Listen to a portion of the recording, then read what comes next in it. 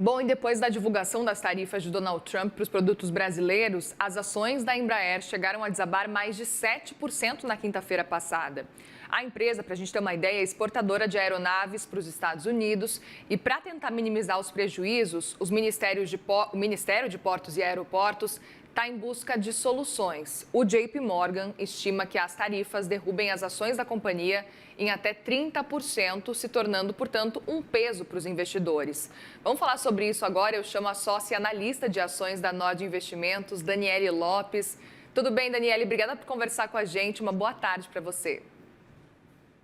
Boa tarde, Muri. Boa tarde, pessoal. Obrigada pelo convite. A gente que agradece pela presença sempre. Gostaria muito de te ouvir sobre esse cenário. A gente viu, inclusive a Embraer foi na hora a empresa que mais sentiu o impacto da ação quando foi divulgada por Uhum. Donald Trump, ainda lá no fim da quarta-feira. Quinta-feira a gente já viu como é que foi esse cenário, depois a repercussão. E aí queria entender um pouco mais sobre esse impacto especificamente para essa empresa, levando em consideração que ela faz essa exportação dos jatos para os Estados Unidos, principalmente aqueles jatos comerciais menores, né, que acabam funcionando muito lá de forma internamente nos Estados Unidos.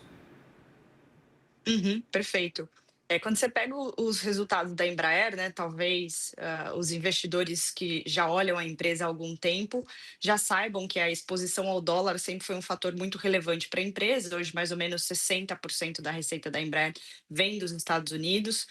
E é claro que se você colocar ali na conta, alguns segmentos intermediários, o impacto do dólar como um todo ele acaba sempre sendo muito relevante na empresa. E a partir do momento que você começa essa discussão de tarifas ou a possibilidade de tê-las, você já complica bastante a situação da empresa, né? O segmento comercial, apesar dele ser cerca de 35% dos resultados da empresa, você sabe que os outros segmentos, como você mesma comentou dos jatos, ainda tem algumas peças que saem do Brasil e terminam a montagem ali na Flórida. Então, a partir do momento que você tem essa passagem na fronteira, você tem a possibilidade ali no futuro de ter os impactos do Trump. Então, obviamente, uma empresa que veio passando por uma reestruturação muito relevante, contratos muito relevantes no exterior, né? Tem um contrato de comprar ali com a SkyWest, algo como quase 4 bi de dólar, né, uma cifra bastante elevada, você começa já a ter que colocar na conta um custo extra, considerando as tarifas, você tem que começar a estimar o impacto, não somente na estrutura de custos da Embraer, você precisa chegar na linha final, então você precisa chegar na conta do lucro líquido, por consequência, qual que é a previsibilidade que a Embraer poderá ter de novos contratos, possibilidade de repasse. Dificilmente uma empresa consegue repassar 100% de um aumento de custos, então você já começa a fazer cálculo no impacto das margens. Nunca é um efeito apenas primário tomar uma decisão como essa, você impacta toda a cadeia como um todo, você vai começar a ter uma possibilidade ali de revisão dos contratos comerciais da Embraer, precisando entender não somente a cláusula de tarifa, mas lá no futuro, se você vai conseguir renovar em alguma condição mais interessante para a Embraer, ou minimamente menos impactante quando a gente fala de margens, né? Então, realmente são notícias bem negativas, apesar da gente ainda ter apenas as discussões iniciais, a gente não sabe exatamente se isso vai passar, como vai passar, mas para a Embraer é um choque muito forte.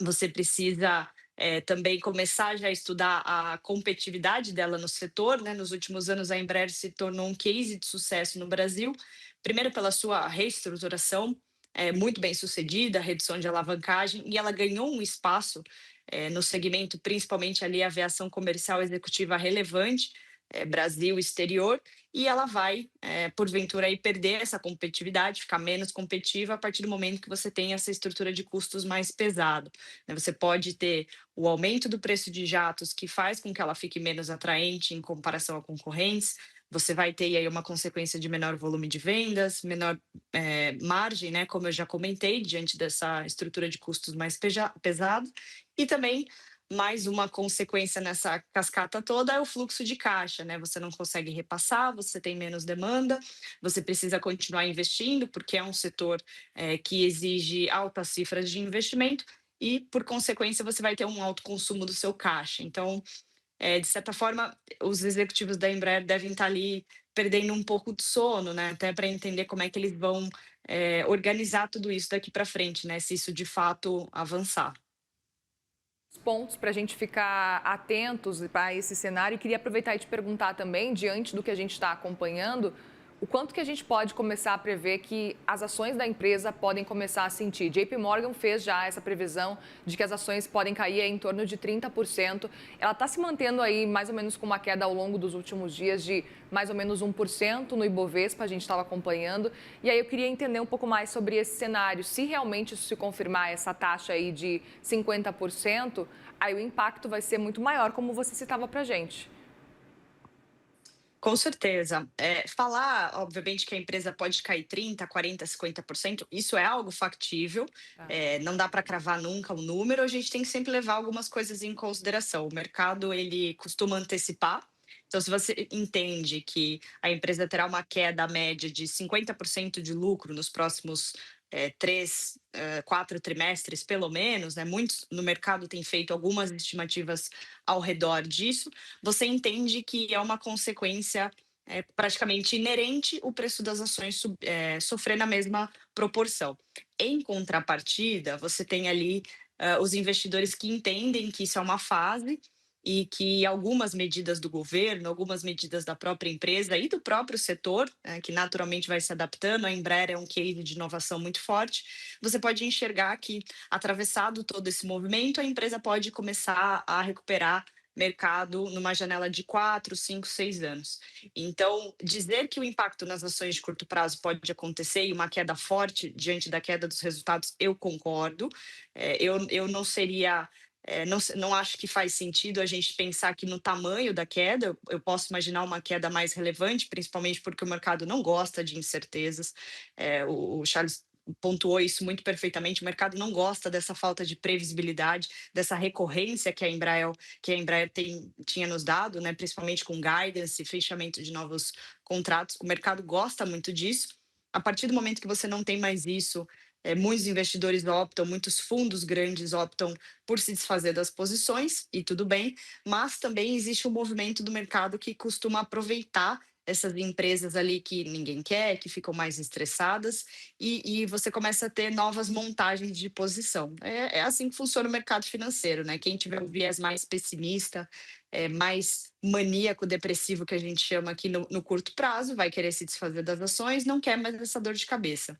Os que já enxergam a Embraer como um case de sucesso, de inovação, que nos próximos anos ela vai ali ter uma certa dificuldade para ajustar as margens, mas que eventualmente ela volta a ser competitiva nesse mercado, porque a gente não está falando de um mercado trivial, a gente está falando de um mercado de aviação comercial, executiva, que exige muito investimento. A Embraer, a gente tem que lembrar que, apesar de pequena, ela tem um segmento de defesa e de segurança. Eu falo que ele é pequeno, mas ele é algo como 4 bilhões de reais, né? Então, não é pequeno perto das proporções que a gente tem em empresas do Brasil. Então, por isso que a gente pode imaginar uma grande volatilidade para as ações, tá? É isso que eu posso te dizer. Do ponto de vista de resultados, a gente vê aqui historicamente que as ações sofrem, é uma consequência dos resultados. Então, se você tem ali nos próximos 2 anos uma janela de resultados mais difíceis, com certeza a ação, no primeiro momento, ela vai ser o resultado de tudo isso. Perfeito. Agora, Daniele, queria também te ouvir com relação a esse movimento da Embraer de talvez procurar outros mercados. A gente sabe da importância dos Estados Unidos para a Embraer especificamente. Sabemos que a Embraer já está presente em vários mercados e queria entender, na sua percepção, o quanto seria possível realmente expandir, olhar para outros mercados, se movimentar nesse aspecto que a gente sabe que deve acontecer, mas levando em consideração também a importância que os Estados Unidos têm. É difícil realmente substituir os Estados Unidos nesse cenário. Como é que você entende esse movimento? É algo factível na sua percepção?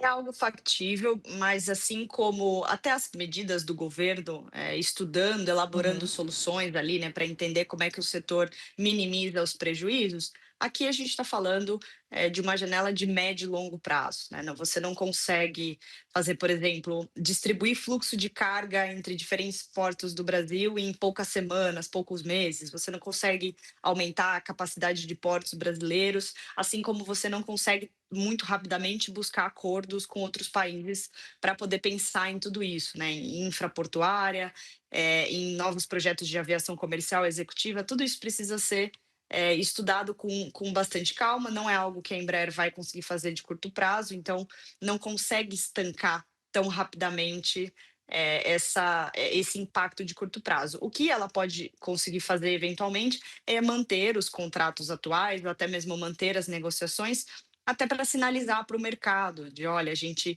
realmente vai sentir ali um impacto nas linhas de resultado, mas a gente não deixa de fazer contratos com os nossos parceiros, a gente consegue manter uma cadeia de fornecimento interessante. Eu até enxergo esse tipo de movimento, quando a gente fala das empresas abertas em bolsa, como um movimento bastante positivo, que a empresa sinaliza que ela não vai jogar a toalha. Então, respondendo a sua pergunta, isso entra muito naquela caixinha que eu falei dos próximos 5, 6, 7 anos, como é que a Embraer vai reagir. Claro que quando a gente entra um pouco mais no mérito de Estados Unidos e governo Trump, tem muitos parceiros aí fora desse eixo, Estados Unidos, que talvez queiram pegar ali a Embraer e fazer alguma negociação eventualmente, ou qualquer empresa da Bolsa, até mesmo vendo essa oportunidade que os Estados Unidos abriu. Né? A Embraer é uma empresa bem soberana no que ela faz, tem bastante qualidade, tem cases de inovação e com certeza ela vai atender os países da mesma forma que ela atendia os Estados Unidos. Obviamente, a moeda de negociação ali acaba sempre sendo a mesma, mas sim, numa janela um pouco mais longa, a Embraer pode ser muito bem sucedida. E eu, particularmente, acho mais interessante você ter essa diversificação de países, porque se você tem algum conflito na China, se você tem algum conflito aqui no Ocidente, você acaba segurando um pouco seus resultados, né? Isso é uma coisa que a gente não consegue controlar, e para as empresas é bastante interessante fazer isso também. Perfeito. E a gente tem apurações de que o governo federal tenta, se não acabar com as tarifas, tentar adiar elas por algum tempo. A gente já viu Donald Trump falando que a data do dia 1º de agosto não é prorrogável, mas é uma tentativa válida, no fim das contas, por parte aí do governo federal para tentar fazer esse movimento. Nesse caso específico da Embraer, na sua percepção, é algo que pode prejudicar a empresa ou não necessariamente? Queria entender a sua perspectiva, se realmente adiar a aplicação dessa taxa. Adiar, ela pode ajudar a Embraer a minimamente colocar um plano em D0, assim, né? Como eu falei, alguma negociação com outros países, retomar alguns contratos ali que estavam mais adormecidos, tentar trazer alguma notícia boa para o mercado ficar mais confiante. Mas para o investidor isso é bastante complicado e até para a própria Embraer pensar nos próximos 6, 12 meses, né? Incerteza nunca é bom. É difícil você segurar o investidor ali quando ele não tem exatamente certeza do tamanho do impacto, que é exatamente isso que está acontecendo agora, né? Qual que é o tamanho do impacto para a Embraer e em quanto tempo ela vai reagir a isso. Então, no geral, a notícia ainda é mais difícil, ela é ruim e abre uma pequena janela de oportunidade para a Embraer ganhar fôlego, mas assim, no geral, eu acho complicado. Se a gente pudesse trabalhar num ambiente de sempre certezas e recorrências, é isso que o investidor prefere, né? Nenhuma volatilidade, nenhuma preocupação como um todo. Você falava, a gente já está vendo uma matéria que vai entrar já já no site da CNN Brasil, que é justamente isso, que a Embraer vendeu agora 45 jatos para a companhia aérea da Dinamarca por mais aí de 21 bilhões de reais. E a operação está acontecendo justamente nesse contexto de procurar novos mercados aí por parte da Embraer diante dessas decisões de Donald Trump. Com certeza é uma sinalização positiva, né? Que foi exatamente o que eu Que comentei você agora há falou. pouco.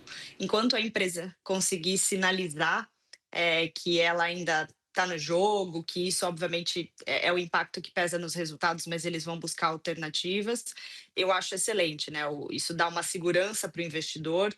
Você percebe que a gestão tem uma cabeça muito parecida com os investidores que querem segurar o papel para o longo prazo. Então, é uma decisão muito sábia da gestão. Se eles continuarem nessa toada, possivelmente eles vão conseguir segurar muitos investidores, né? Tem bastante pessoa física hoje no papel, então essa comunicação é importante, até porque, de novo, a incerteza deixa o investidor muito preocupado e ele acaba optando por se desfazer das ações exatamente pela essa ausência de visibilidade que ele possa ter. Daniele Lopes, sócia e analista de ações da Nord Investimentos. Obrigada mais uma vez pela presença. Muito bom te receber aqui. Volte sempre aqui no CNN Money. Muito obrigada, pessoal. Boa tarde, fico à disposição. Obrigada, uma boa semana para você.